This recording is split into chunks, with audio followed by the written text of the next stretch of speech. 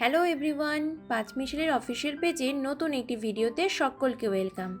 আশা করছি তোমরা সকলে বেশ ভালো আছো। আমি আজ একটি বেঙ্গলি স্ট্রিট ফুড মোচা চপের রেসিপি তোমাদের সাথে শেয়ার করছি।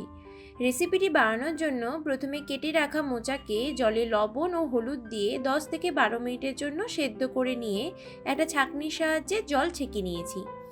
এরপর কড়াইতে তেল গরম করে তাতে জিরে ফোড়ন দিয়েছি আর দিয়েছি আদা কুচি ও লঙ্কা কুচি।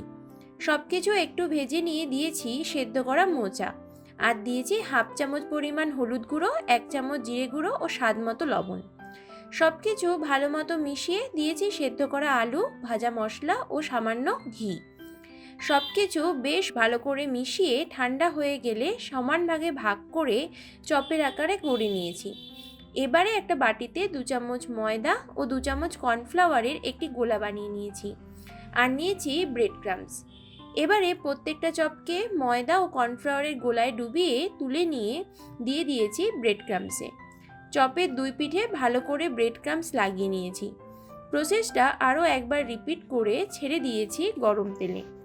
মিডিয়াম হিটে 2 থেকে 4 মিনিট ভেজে চপ বাদামি হয়ে এলেই তৈরি হয়ে যাবে এই মোচার চপ। সেরা স্বাদ উপভোগ করতে গরম গরম পরিবেশন করো। কাসুন্দি বা টমেটো কেচাপ এবং স্যালাডের সাথে এই স্ন্যাক্সের জুড়ি মেলা ভার।